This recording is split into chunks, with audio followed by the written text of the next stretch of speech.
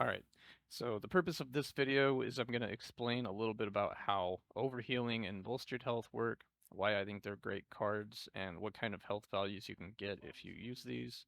Cards 13 through 15 are the only ones we care about here, so Well Rested gives you the overheal capability. Then we've got Fit as a Fiddle, which gives you the bolstered health, which is the important part that we'll talk about the most. And then our base health card here is Well Fed. The bots carry them too, so we'll have 4 of those, giving us 40 health. Plus 10 from Walker is 50 health. And then the Fit as a Fiddle gives an extra 5, so our base health is 155. Okay, that makes sense, right? So now what the overhealing from the Well Rested does is it allows you to heal past your trauma. And then the Fit as a Fiddle gives you the extra blue health bar, and we also have Charisse, so we're going to have 45% overheal. And now you can just see me again reminding you what the base health was, where all of this came from. So the overhealing tells you how much you're actually healing into the bolstered health. So since we have 20% healing efficiency from the well rested, but 45% bolstered health capacity, if I get a med kit, we're going to heal 20% of that into our bolstered health.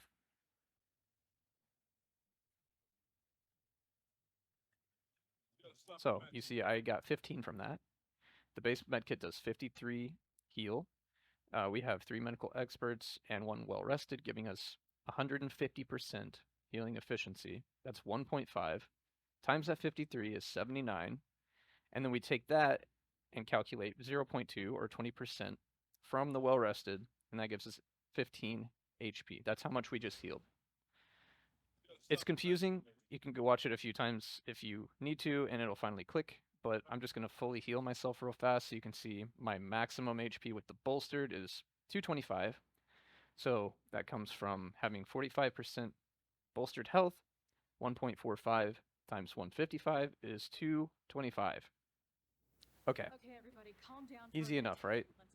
So that is the kind of stuff that we're going to be looking at. It's how much health we're going to get, how much we optimally need, and how much Glass Cannon and Experienced EMT are going to affect that. So again, the important card here is Fit as a Fiddle. The Well Rested tells you how much of that will go into your Fit as a Fiddle. So now I'm adding in canned goods and Experienced EMT. I don't have Charisse this time, so we're only going to have 20% bolstered. You can see the blue bar is a lot smaller here. Okay, so 200 base health, 20 from the Experienced EMT, or 10% of 200, and then the 20% bolstered health with 20% efficiency, but that doesn't matter. So we get up to 264 out of 220. All right, so now let's see what happens when we add in Glass Cannon on top of those same cards. So still Experienced EMT, canned goods, and well feds. What you might think happens is since Experienced EMT is applied afterwards, you would take your base health times 0.7 minus 30 from the Glass Cannon, and then you would take 140 times 10% and get 154. But you can see that's not what happens. So the correct way that the game calculates the math is you basically add the Glass Cannon and Experienced EMT beforehand. So just do the calculation that way, and then you'll end up with 192 total with the bolstered health. So the way it really works out is you take your 200 base health times 0.8 because you're missing 20% after you add Glass Cannon and EMT. So you get 160, and then you multiply that by the 20% bolstered health, and you get 192. All right, so what if we got rid of canned goods as well, kept all the other cards, still Glass Cannon? We're going to get a lot less health than we would have with the canned goods, obviously. And get it all the way full, and we will have 149 over 124. Okay, so let's look at all of these put together.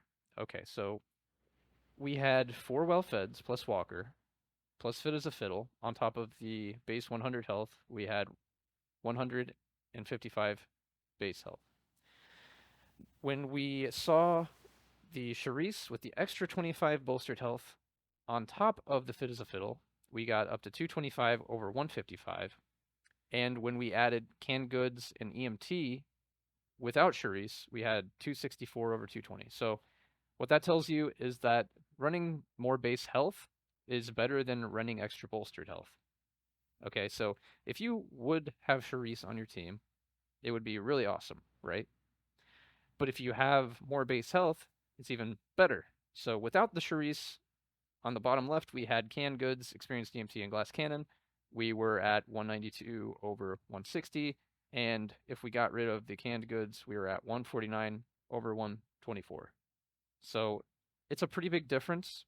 And when you run all of these cards as a team with Charisse and you have a lot of healing capability, that's when you really start to see it work. Okay, so here's a clip from one of my runs that we did a long time ago. We had at least, I think, 3 well-resteds and fit as a fiddle, and we had a Charisse. This clip's just going to loop a few times, but just watch my health go up. This is just from having a healing efficiency build on the melee, running Vanguard, and then just sitting next to him. So I think I was at like 140, and by the end of the 8 seconds, I was at about 170. So it's like 30 temp health in 8 seconds. So that's really the point of this build, is having all the health and everything is nice, especially if you have a doc that's got a lot of healing efficiency so that you can not waste those extra heals.